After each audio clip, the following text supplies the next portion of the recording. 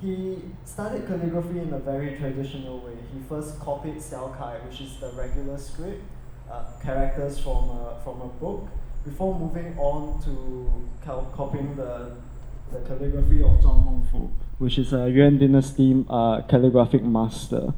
During this time, he also started to have an interest in painting.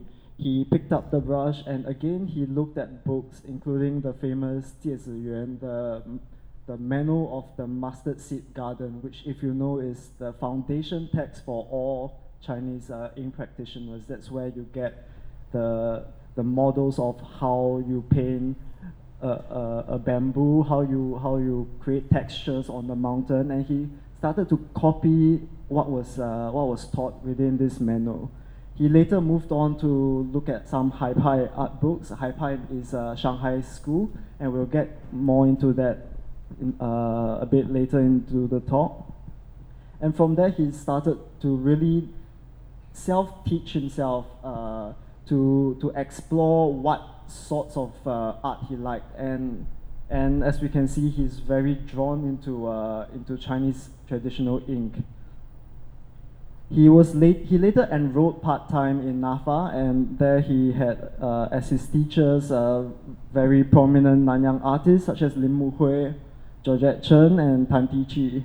And from there, he started to have inroads into Western art. He did sketching there, he did watercolors, he did oils.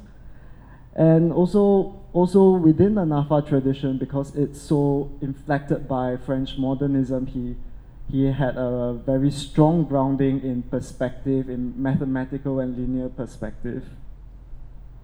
His first real sort of teacher came in 1964 when Zhuang Shentao went and submitted a piece of calligraphy in a YMCA calligraphy competition. He won first place, and because he thought that he could only reach greater heights in his calligraphy with a proper teacher, he seeked out one of the judges, which happened to be the very prominent ink educator Shi Xiangtuo, and he beseeched Xi to take him in as a student, which Xi did.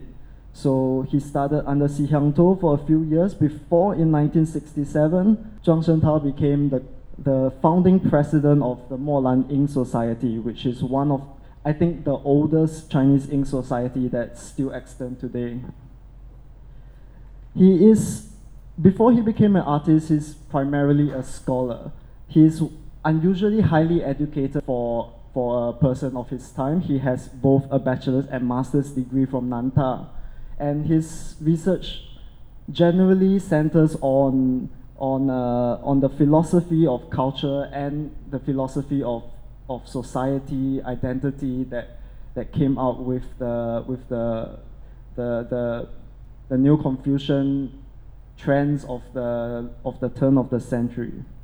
His master's thesis was in the relationship between Tao Yuanming and Zhuangzi's philosophy.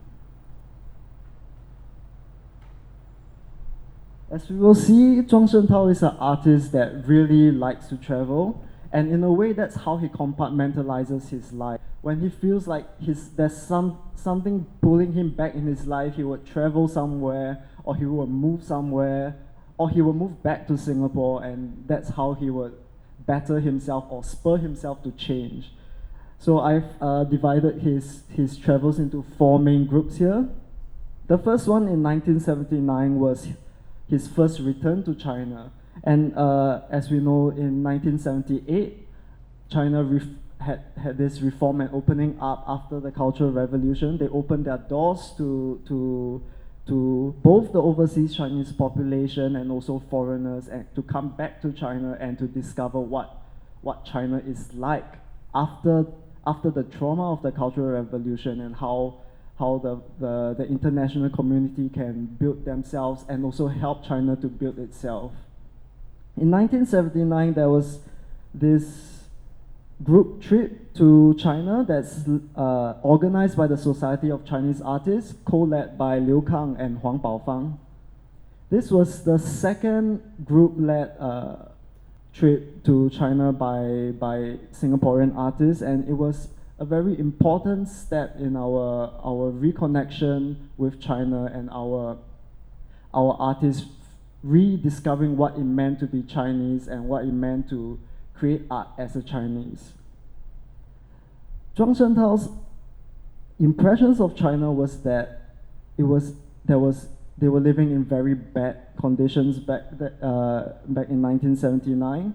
The academies had just reopened and there were not enough materials or books or even real life paintings for him to study and to understand. And part of this is also because of the trauma to the art world during the Cultural Revolution. He felt that there was a break in the artistic tradition then, and no one was really producing good artworks in 1979. Of course, he saw some new possibilities of ink art, especially in the Chinese artist Shi Hu. But he thought then that China was not a right condition for art to blossom.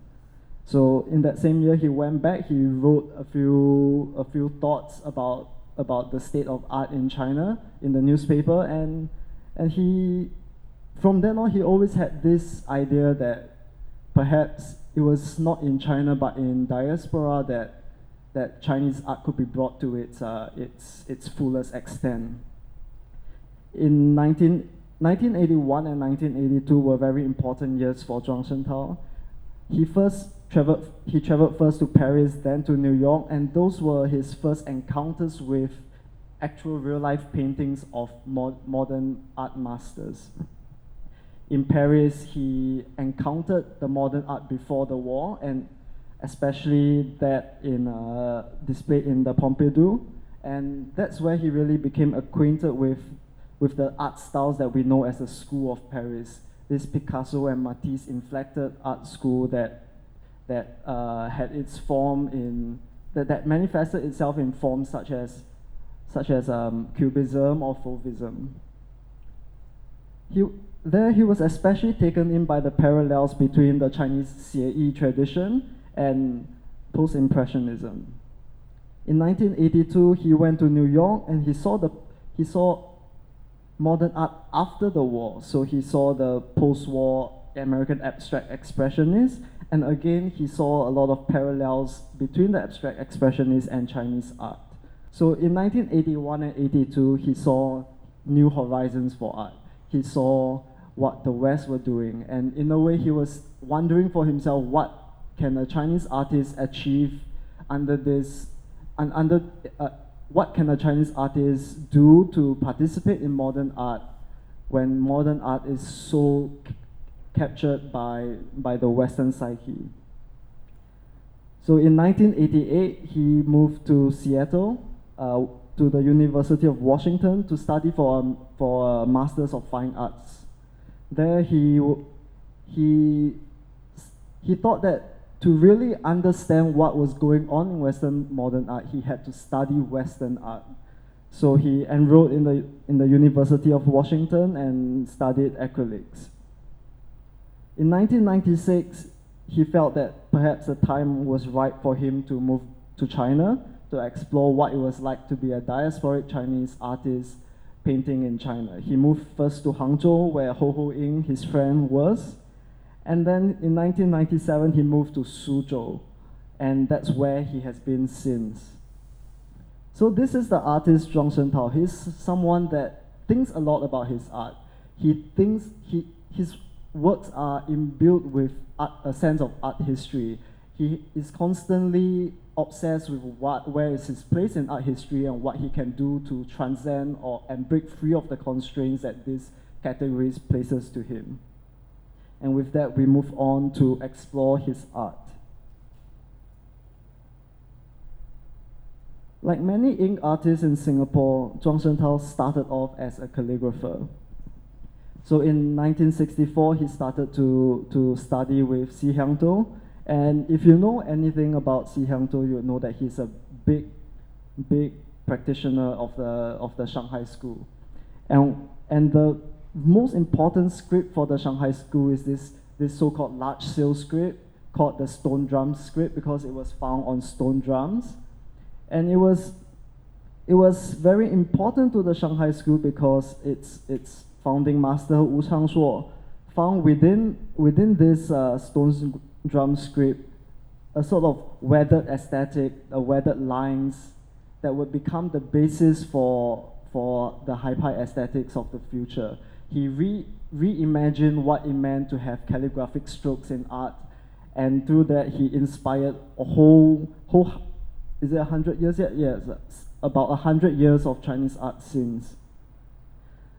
So Zhuang Shentao started off by studying this stone drum script, and then he moved on to other sorts of seal scripts, including very non-orthodox scripts such as those from bronze weights or those from the Three Kingdoms, which is a lot later than the classical seal script period. He also started to study the clerical script, and with this he moved on in 1965 to practice seal carving, which is another adherence to Hai-Pai aesthetics and traditions. His seals were mostly grounded in the early Qing, what we call Zhejiang school seal style. Ding Jing and the sealing artist had a very large impression on him, and he moved on later to innovate on the seals of Wu Changshuo and to incorporate large seal scripts into his seals. To really understand Zhuang Shentao's art, we need to understand his traditional practice. This was where he grounded himself, where he grounded himself not only in terms of aesthetics, but also as his identity as an artist. Here, visually what we see is him as a Hai-Pai artist or a Hai-Pai inflected artist, but mentally we can start to construct him as a literati artist. The Hai-Pai's greatest achievement was not just to produce a new form of visual style, but to really reconfigure the whole identity of the literati artist. The literati artist was no longer an official figure who found it quite shameful even to sell art, to create art that panders to the normal people. But the Hai-Pai artist brought dignity to the identity of the artist. It was okay to sell your art. It was okay to paint in new ways, in bold colors, and in doing so to pander, or not always to pander, but at least to reach out to your target audience, to the market.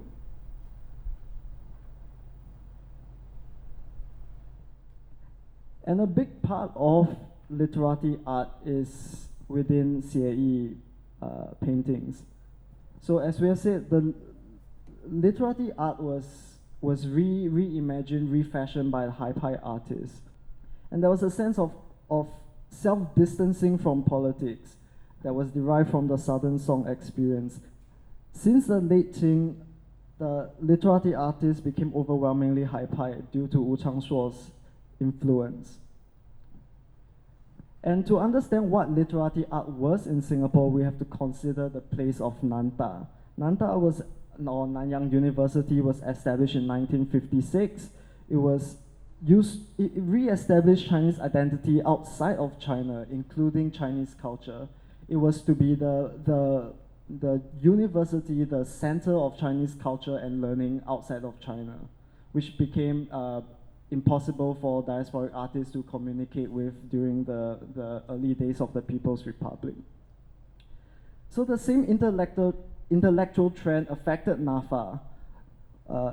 Just as Nanta was reconsidering what it meant to be a diasporic artist, NAFA was reconsidering what it meant to be a Nanyang artist, and that's where we get into the whole narrative of Nanyang representation.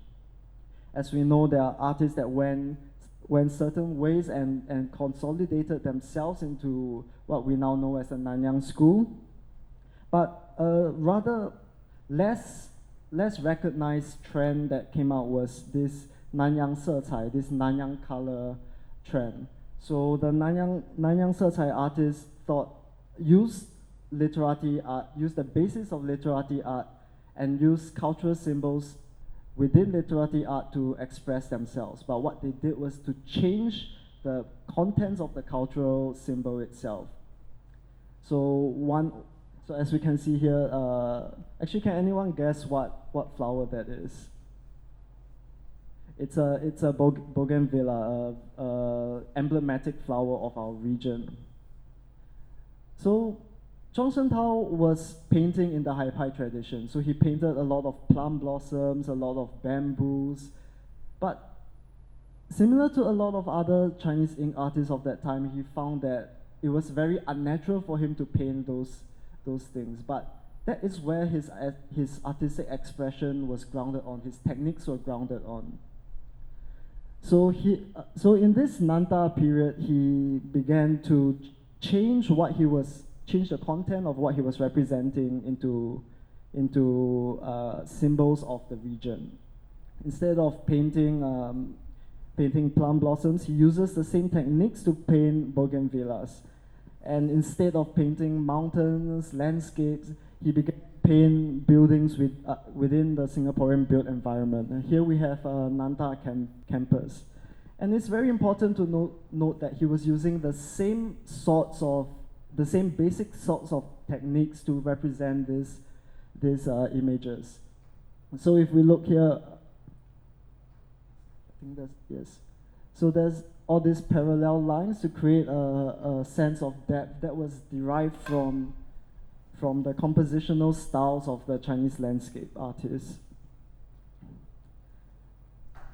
So Zhuang Shentao's early batch of paintings, the Nanta paintings, was a resolution of a fundamental conceptual dissonance between the culture that he was studying, that he was part of, and what his lived experience was, what he was actually seeing every day, what he wanted to represent.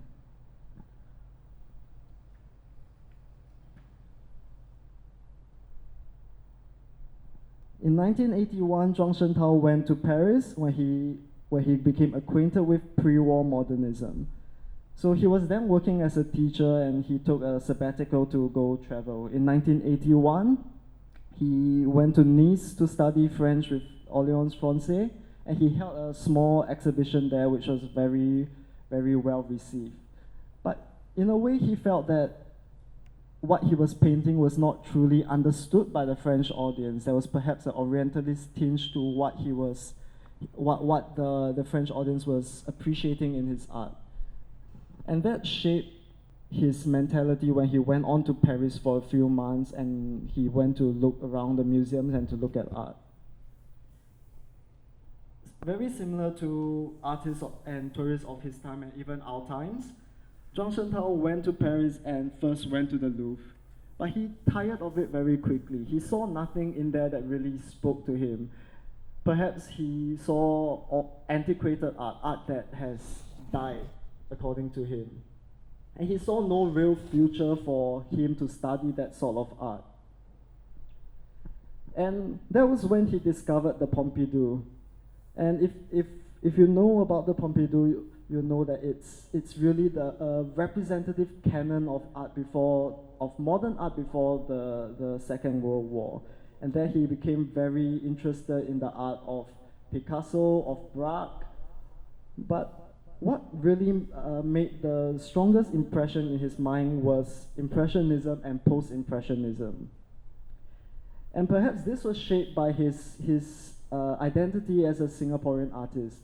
By then, by 1981, he was already very familiar with the Nanyang school, the roots taken by artists such as Cheung Soo Ping and Chen Wenxi, where they melded together Chinese traditional forms with mostly Picasso and Matisse inflected school of Paris modernist styles. And Zhuang Shentao's interaction with modern art went against the grain of the Nanyang school. He didn't really study Fauvism or Cubism, but he went to look at Impressionism and Post-Impressionism.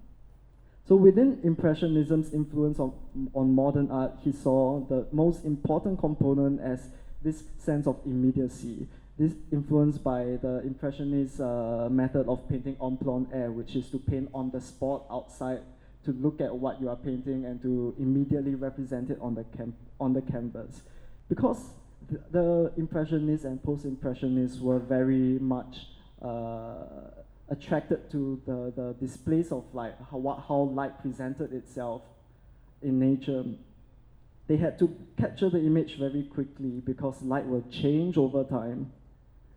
And through this quick capturing of the image, Zhuang Shentao saw that the image underwent a process of semi-abstraction.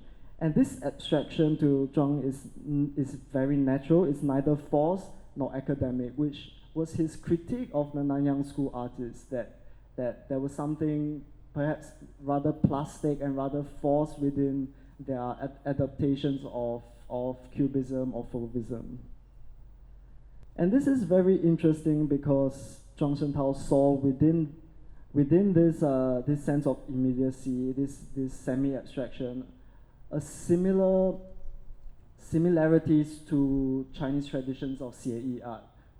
And here we have a painting by Wu Changshuo, which to him he thought achieved what Post-Impressionism sought to achieve within a Chinese circle. It saw abstraction inherent in Xie paintings that is not very much different from abstraction in Post-Impressionist art. So within Paris, he started to work on Xie paintings and to focus on the parts of Xie painting that he thought were most interestingly abstracted.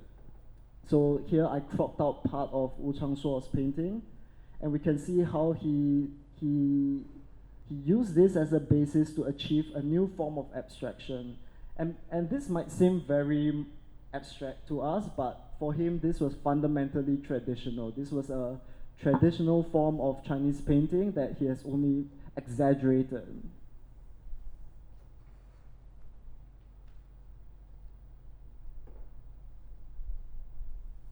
And here he thought back to his 1979 trip to China. A trip that gave him a lot of perspective into what it was to create Chinese art.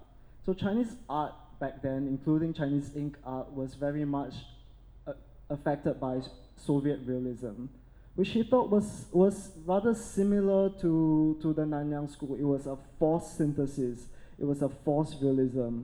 And to Zhuang, he now thought that perhaps what we have to do to improve in our art, to move forward in our art, is not a forced synthesis, but to a conceptual synthesis. And for him, that meant to look for similar points between different artistic traditions, including his own tradition, and from then on to build on it and to move towards this distilled common factor. Zhuang saw within modern art, the history of modern art, an analogous experience in Xie painting.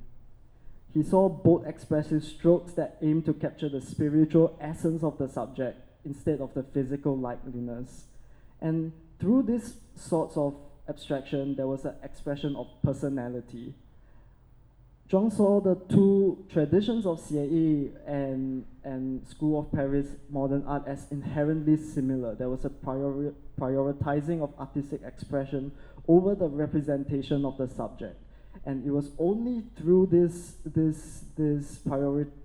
prioritization of the artistic expression that the artist was able to express his own aesthetic pulse. Coming back from Paris, Zhuang Shentao worked further on Xie paintings, and he further exaggerated parts of Xie paintings that he thought were most interesting, and he used it to achieve increasingly abstract images, such as the one over here. He was able to find in these abstract images, especially those from the literary tradition, expressions of modernism that he could very organically express as a Chinese artist himself. He saw abstraction, expressionism, and the other forms of the School of Paris modernism in Chinese art as early as the late Ming four monks, especially that of Shi Tao.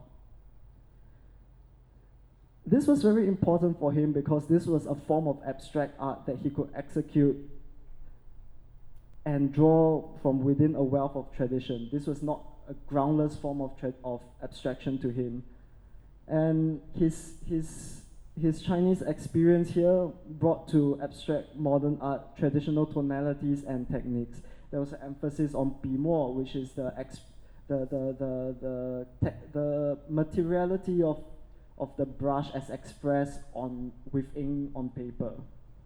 There was a lot of calligraphic strokes, a mix of seal and caoshu strokes, and within this he built on Hai-Pai aesthetics to form an alternate reality for Hai-Pai painters.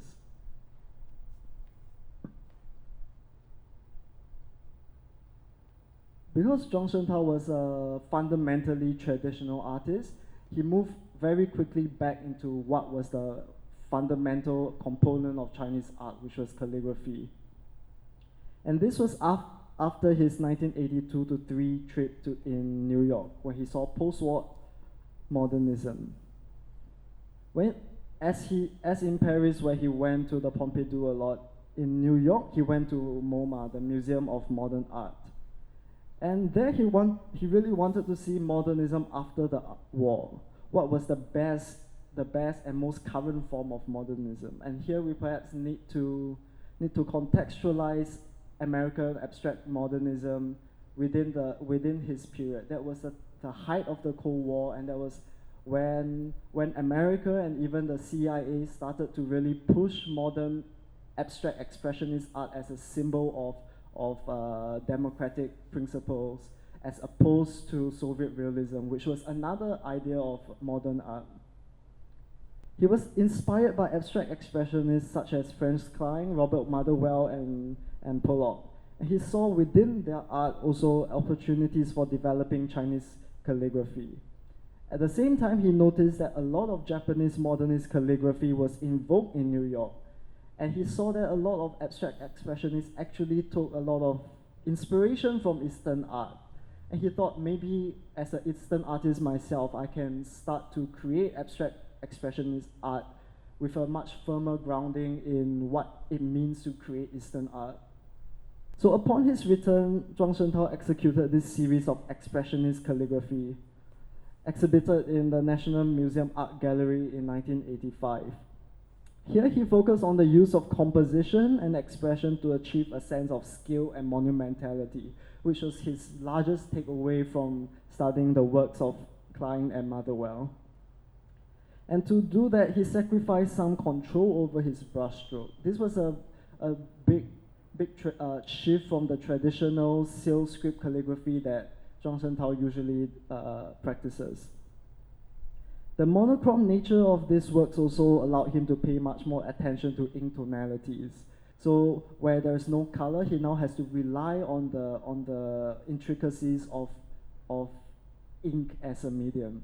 So if you practice ink, you would be familiar with this, but Chinese ink is a very organic material. It's I think chemically more akin to a suspension, where there's a lot of organic ink molecules that they're suspended in water, and you can vary the concentration of the ink of the water and ink molecules to create very different effects. This would be very important to his future work, where ink tonalities would become fundamental to what he thought was a good expression. This batch of calligraphy was not about the words, but about expression, which again was a big shift for him, coming from a very traditional calligraphic grounding. It achieved a state of meditation that is quite akin to Zen calligraphy as practiced in Japan. For Zhuang, this batch of calligraphic works was an opportunity to explore abstract compositions from practice that is innate to him. And perhaps he was thinking whether this batch of works were paintings or calligraphy. To him, it didn't really matter. What he was trying to do was aimed at the expression of rhythm, personal expression, and composition. And in this way, the words are not very important to him.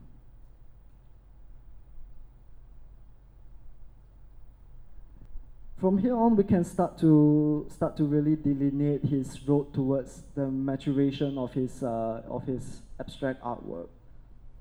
In 1986, Zhuang Shentao went to California to study English in preparation for his Masters of Fine Arts in the University of Washington that he took in 1988.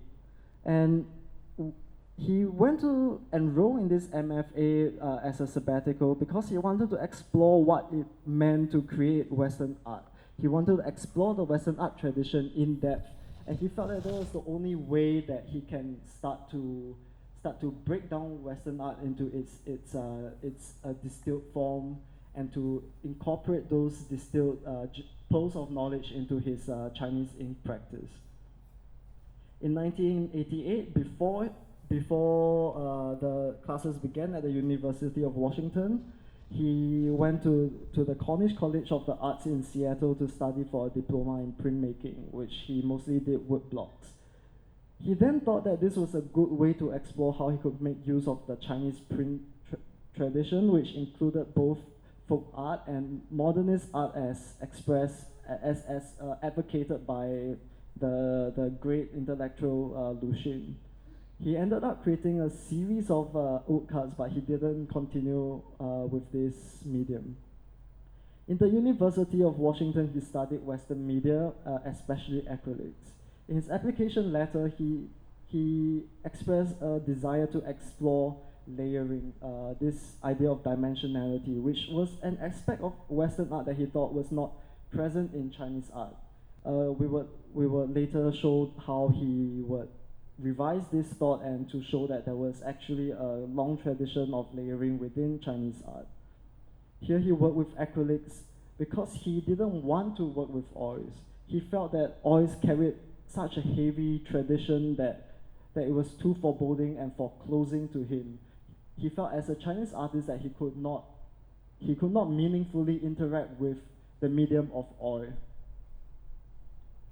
Acrylics to him was also materially interesting. It had an immediacy and fluidity that was somewhat similar to Chinese ink.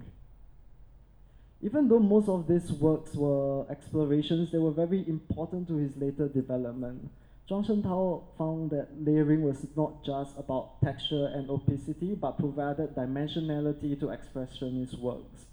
And this to him was very important because it was a possibility to subvert the flat dimensions of Chinese pictorial traditions. These works are quite hard to come by. It's very rare, and even the artist himself has very little pictures of it. So hence this is a picture of his work of this time.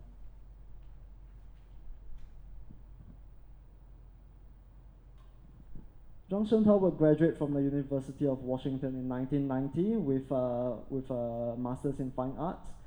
And when he graduated, he found that he had a lot of Chinese art materials left. And to avoid the heavy cost of transporting everything back, he decided to expand the materials in one go. And in doing so, he created a whole series of large-scale paintings in a very short time, in a very instinctive way, and in a blaze of inspiration. Here he continued with his exploration of expressionism in Chinese ink, but departed from the more controlled aesthetics of the past. A big part of this group of paintings is its randomness, its aleatoric quality, and uncontrolled quality. But this was partly forced by his conditions.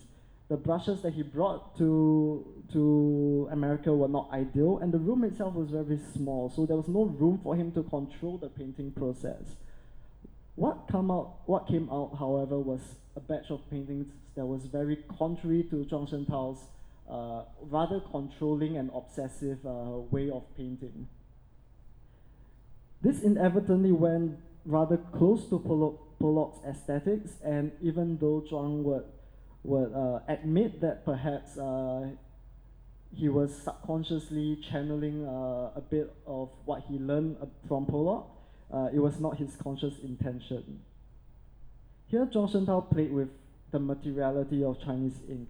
He noticed in his experimentations in acrylics that that the idea of layers of dimensionality can also be translated into Chinese ink practice by working with how Chinese colors sort of float above Chinese ink.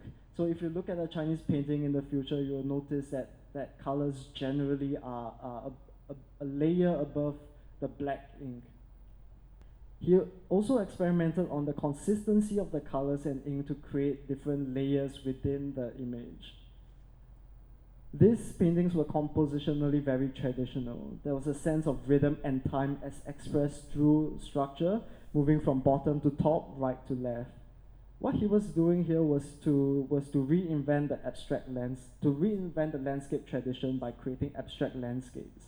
These were landscapes that were season themed, and he used color combinations that were traditionally used for painting landscapes in certain seasons. He both subverted and paid homage to ink traditionality. This was a conceptually complex series of paintings that was in line with his complex identity as a Chinese in the global art scene. These paintings were shown in 1994, and after that highly successful exhibition, he became a full-time painter.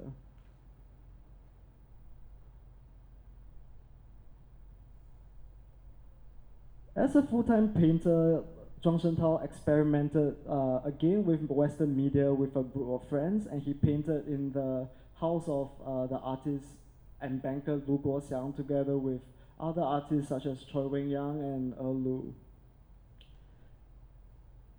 Being the person that he is, after a while, he felt unrest again at his own achievements. He felt that there was something not satisfactory in how he was creating Chinese modern art, and he thought perhaps in 1996 the time was right for him to return to China. Since the 1979 trip, Zhuang Shentao has always thought that he could only fully explore the possibilities of Chinese painting in China, where he was uninhabited by the material restrictions of working in Chinese ink outside of China in the pre-Taobao era. And what he was really thinking of was that the paper, the ink, the brush that he could get in Singapore were of a very limited quality and range, and that materiality restricted his aesthetic expression. In 1996, he moved to Hangzhou with his friend Ho Ho Ying, and him and Ho Ho Ying stayed on this hill on the top of a complex where farmers were living, and he referred to this quite fondly as his year on the hill. For him, there was this romanticization of moving to the Jiangnan area, the capital of literati culture in China, and the capital of the southern dynasties. Now he was able to gain access to a variety of paper and inks that were not available in Singapore, and he reveled in playing with their materiality. Most of all, he experimented with the way they interacted with each other, and this built on his previous experimentations in layering and dimensionality in Seattle. For his first year of painting in China, he let the climate play a big part in his painting.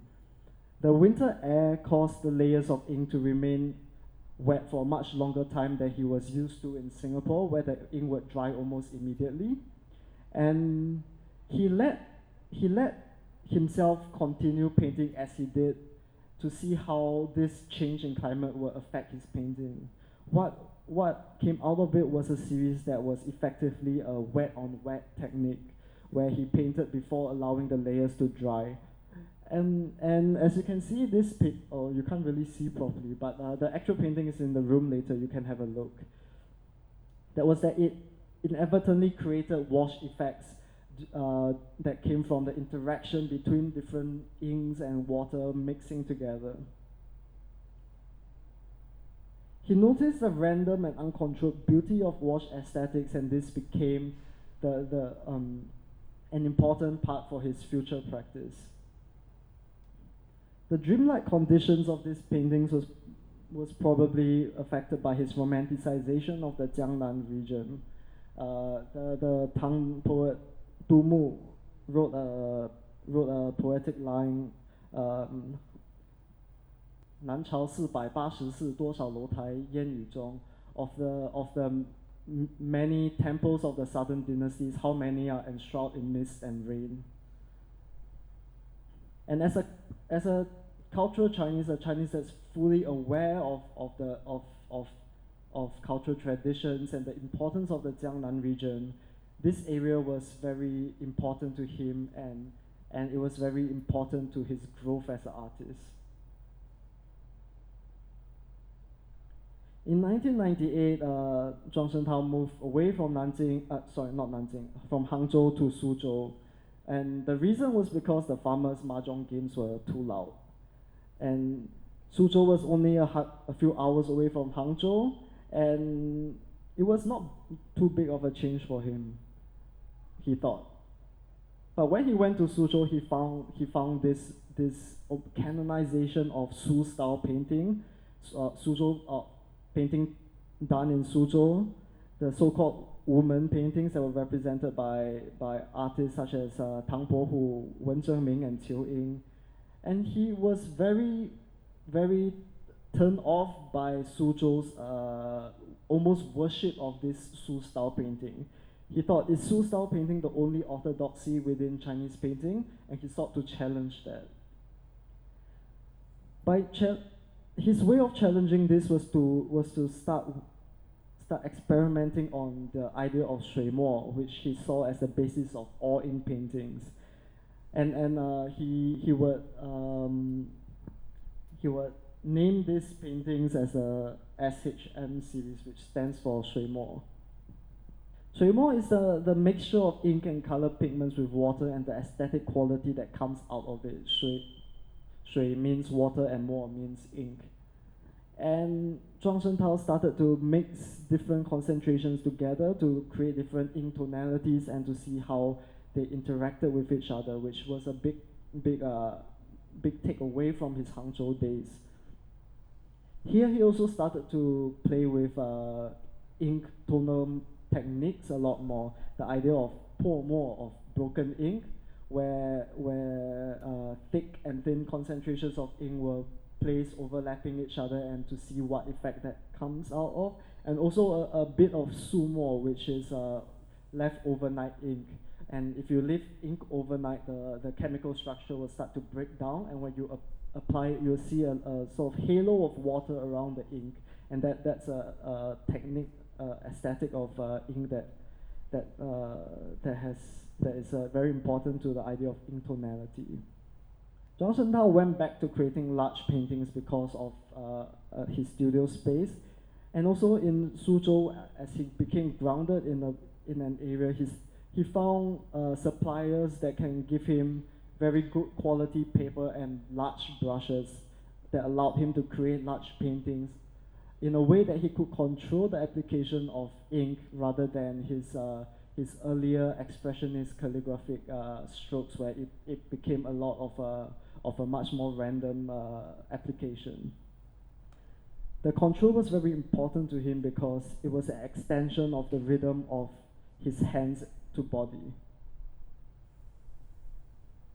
Zhuang Shentao started to explore the basics of ink painting with four factors: the materiality of the paper, the brush, the water, and the pigments. He started the Shui Mo series monochrome before adding in color pigments and then exploring the interaction between the two. There was also an emphasis on the random movement of water and pigments.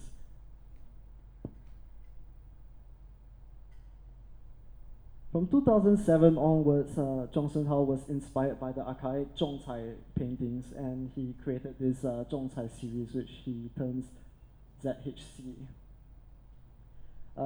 Zhongcai paintings were inspired from the so-called archaic style landscapes, the Qinglü Shanshui that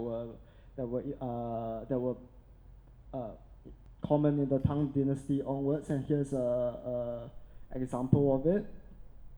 And he found within this Qinglü Shanshui an alternate and almost lost tradition of Chinese painting that was quite out of the literati tradition.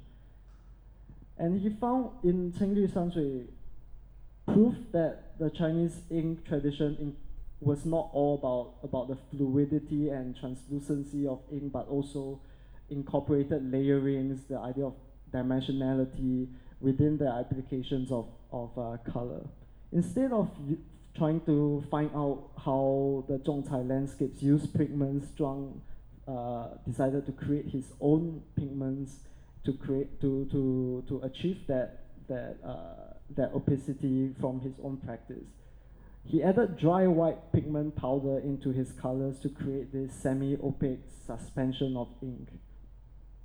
By doing so, he layered inks and colors on top of each other to achieve a sense of a clear sense of layers and dimensions that is very opposing to the otherwise often flat quality of Chinese ink paintings. He sometimes would place these opaque colors on top of his Shui Mo series works. This was Zhuang's exploration into decorative aesthetics. He was restoring a portion of Chinese art history into practice that was displayed by literati art. And this was part of Zhuang Shentao's goal of exploring the entirety of his cultural heritage in order to produce new art.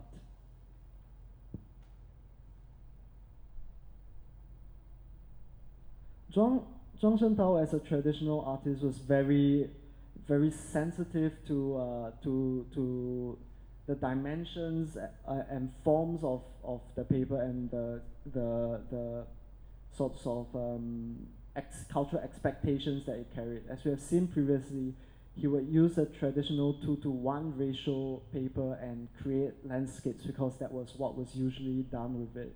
And here he moved towards fans. And there are two different sorts here. There was the fan-shaped composition, which was a flat piece of paper that was shaped as a fan, and also the actual Chinese fan, which had the ribbings like you see over here. This was a very interesting development for Zhuang Shentao because he was effectively moving into conceptual art. He was interacting with the cultural baggage of formats, and the fan was the most obvious cultural indicator for him. It was a symbol of literati culture, and in the old society, all literati figures would carry a fan with a painting by a painter of some statue to show their sort of literati credentials and cultural capital. Zhuang Shentao, by creating modern art on these fans, was subverting the idea of traditional art. He showed that his paper, his format, and his pigments, the materials he was using were all entirely traditional, but he was creating modern art. So with these artworks, it was almost like a declaration that working with traditional material and with traditional concepts was not an impediment to creating new forms of art, to create modern art.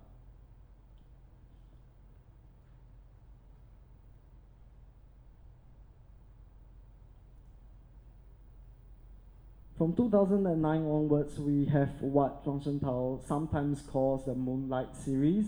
He's not very, he doesn't always adhere to this name, but it occurs often enough for us to refer to it as his Moonlight series. After exploring the intricacies of ink tonalities, Zhuang Shentao decided to focus on just composition and expression and let the material do the rest.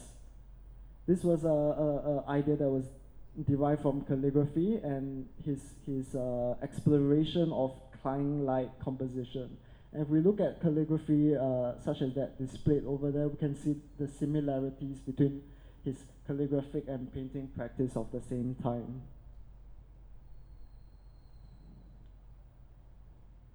Bimo here takes a backseat to Zhuang Shentao's expression.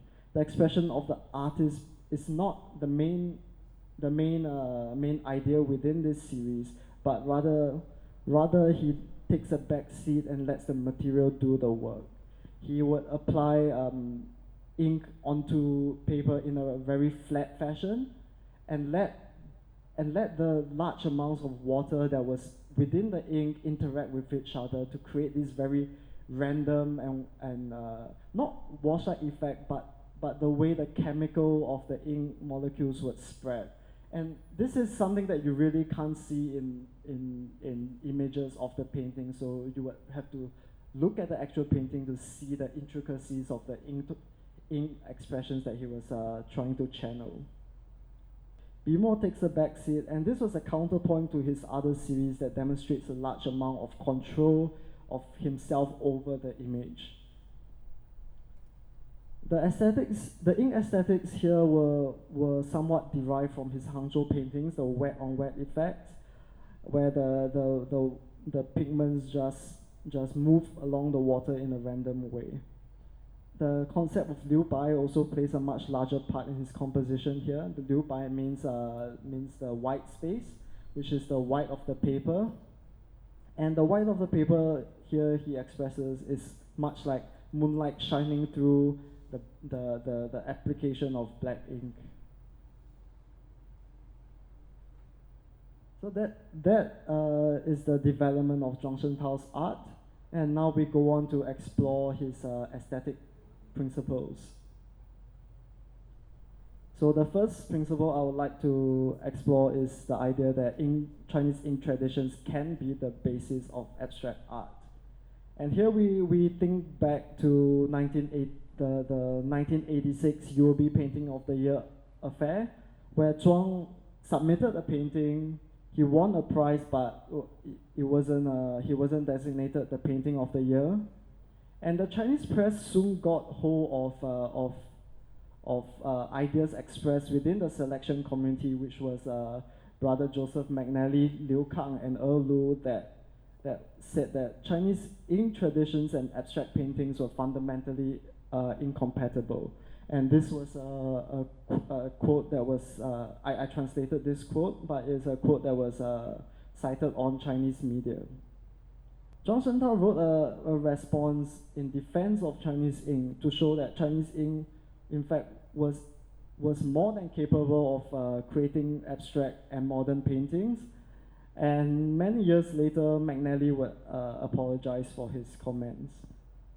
This episode came after Zhuang Shengtao's trips to Paris and New York, where he formed this aesthetic philosophy that the best parts of Western abstract art can also be found in Chinese art traditions. In a way, if you're only looking for modern art as expressed in certain forms, of course you will not find it in other traditions. And Zhuang's fundamental idea was that Chinese abstract art can be organically found, and it was not merely a grafting of two separate traditions together, the so-called Eastern and Western. Perhaps rather controversially, Zhuang Shengtao did not believe that artists can create convincing art of other traditions, and hence his inability to create oil works. He believed that art either had to grow organically from their own tradition with an eye towards other traditions, or to imbue parts of other traditions onto their own. It's important to note that Zhuang Shengtao does not think that other traditions are inferior to his own Chinese ink tradition, but more that mimicry cannot be convincing. For Zhuang, the basis of one's artistic expression always has to be one's own aesthetic tradition. This probably comes from his unusually deep knowledge of his own cultural history, and from that, a baggage of tradition. Zhuang Shengtao would, because of this, consistently take clues from other painting traditions, and to explore whether analogous concepts can be found within Chinese painting traditions. And for him, the largest ideas in Western painting that cannot be found in Chinese painting was layering and dimensionality, and in sort of recovering the Qinglü Shanshui, the archaic style landscape tradition lost to literati art, he was recuperating what was lost through inspiration from Western modern art.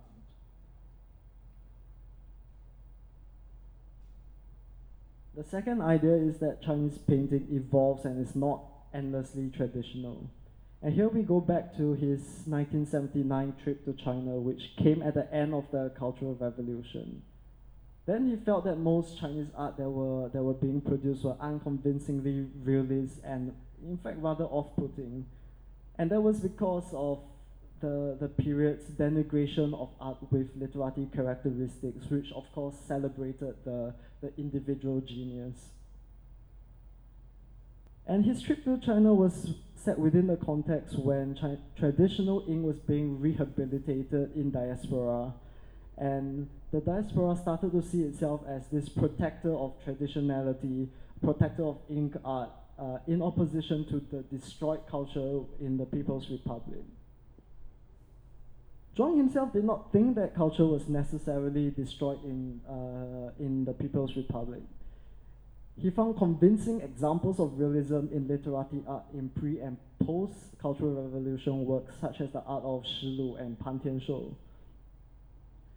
And he compared the experiences there with the experimentations with ink realism with Chen Wenxi and Chong Su-ping back home. And he thought that, well, interesting in their own right, what are the possibilities of a realism with greater interaction with literary art, such as Shilu and Pantianshou had? Zhuang Shentao worked on the knowledge that traditional Chinese art and literary art are invented traditions, and they are not natural or unchanging.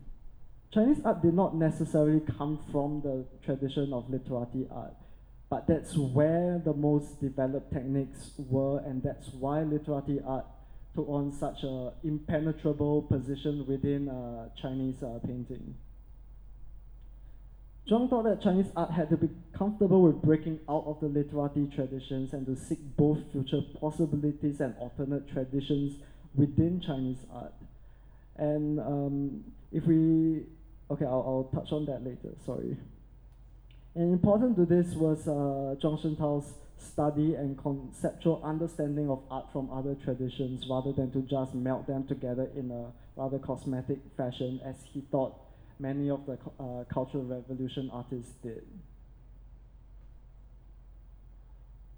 How do we situate Zhuang Shentao's art within the larger art world? So one of the first concepts that I think I would use to understand Zhuang Shentao is the idea of new literary art.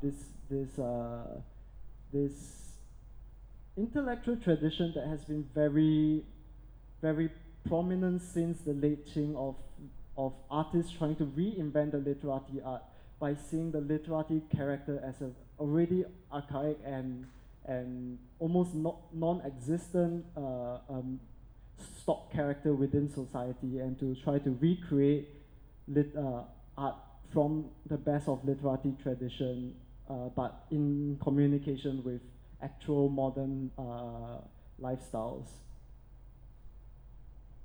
Zhuang Shentao, like many other ink artists, saw literary painting as perhaps the most developed of all Chinese art, and it's also where the greatest sources of innovations were in Chinese art.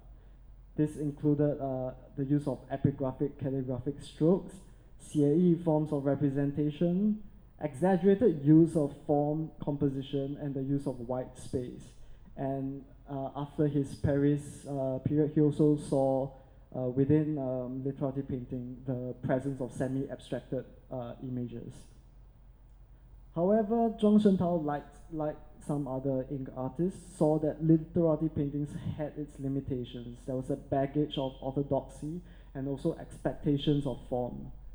Wen Xifeng, the Chinese art historian, has proclaimed that Chinese art is history, and by that he means that almost every piece of Chinese art is almost to a fault conscious of Chinese art history, and they can either interact with them very profitably, or they can be very much weighed down by the baggage of Chinese art history. So the idea of new literary art has been debated ever since Wu Changshuo at the turn of the 20th century. For some ink artists, Wu Changshuo was the last peak of literary art, 文人画的最后一个高峰. And after Wu Changshuo, some artists such as Chen Shizheng called for a national art that was based on literati art but evolving to converse with international modernist languages.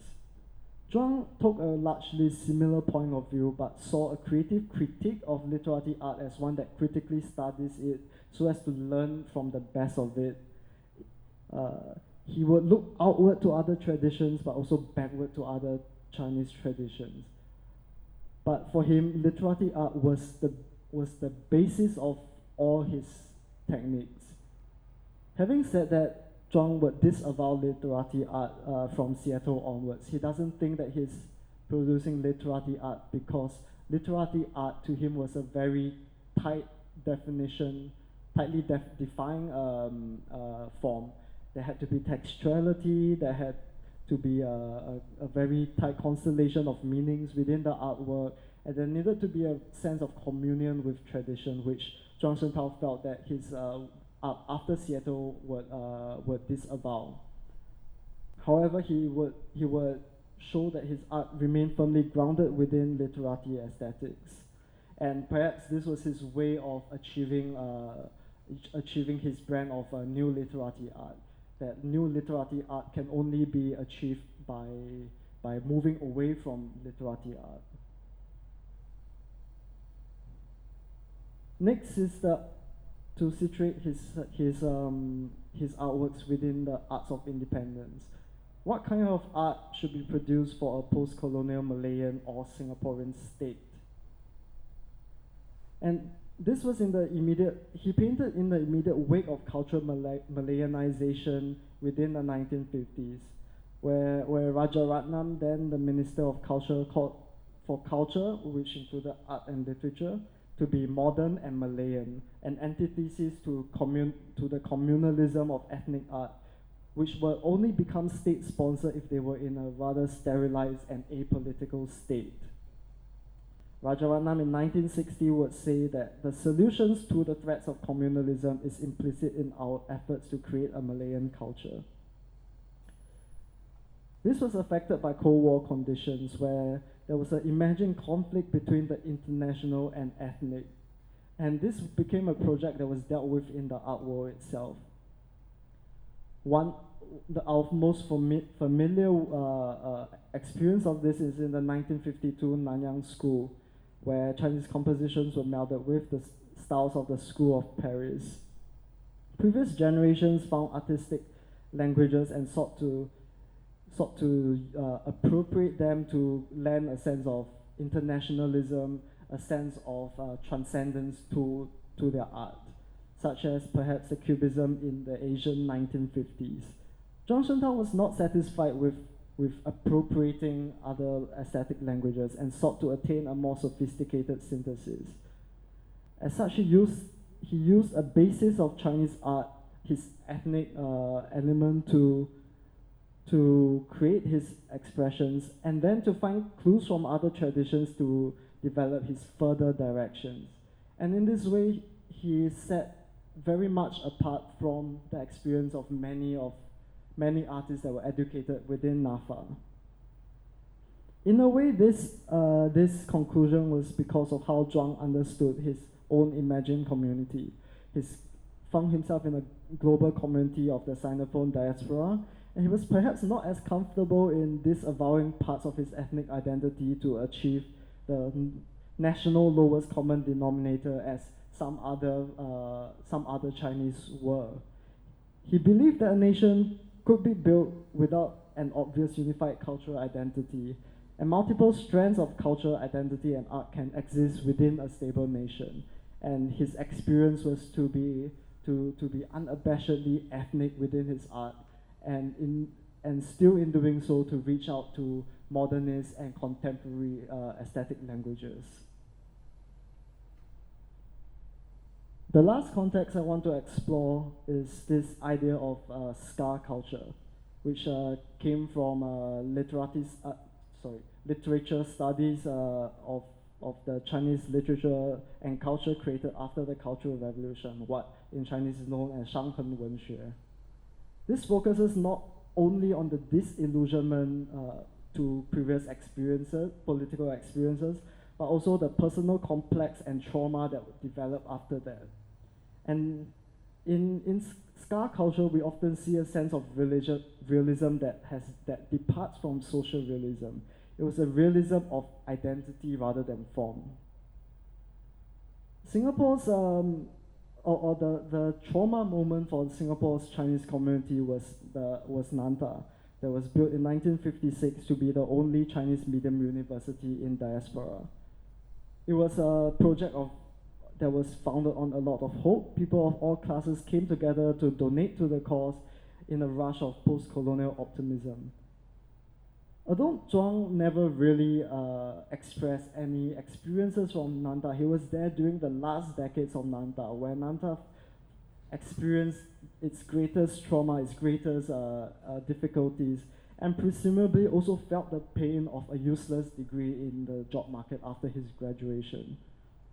This was founded in the 1959 and 1960 reports, where Singapore's government confirmed that they will not recognize Nanta's degrees, and the 1965 Wang Gungwu report, which called for the removal of Chinese as the primary language of instruction. If we combine this with many of Nanta's prominent leaders, such as the founder Tan Lak Sai and Secretary General Pan Shou's citizenship being taken away by the government, and also sustained harassment and detainment of Chinese intellectuals without trial, many Chinese within the 1950s to 70s saw the Nanta experience as a symbol of the attack on Chinese identity to create a tame version of Chineseness for the use of the state. This was Singapore's scar moment, and that is where Singapore's scar culture was built on, the traumas of politicized Chineseness. And here we can perhaps look beyond art and towards other cultural forms, such as the plays of Guo Baokun or the novels of Yong. The trauma this Singapore's scar culture sustains made them question what form of identity is true to oneself and not made to be sacrificed or sterilized for stability. For Guo Baokun, this was the possibility of political action. For Yang Ping-on, this was the ability to own and rehabilitate the past. And for Zhuang Shentao, this was the dignity of his Chineseness. Zhuang Shentao's aesthetic goal was to rehabilitate Chinese art within both Singapore and the international context as a symbol not only of Chinese identity, but to show that it is fundamentally also contemporary and is not a cultural fossil. Classicism did not mean a predisposition to regression.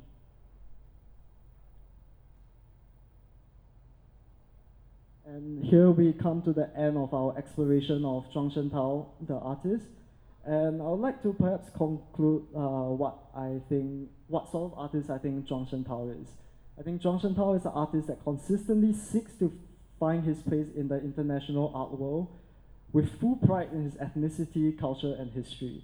He's not content with grabism, nor cosmetic adaptations of other styles, but seeks to digest parts of other art traditions and find a way for him to express it in communion with Chinese art traditions, which form the basis of his identity. Thank you. And do you have any questions? Any questions? If not, we have a selection of Zhuang Shentao's paintings in the room over there, and I'll be happy to converse with you on the floor. Thanks.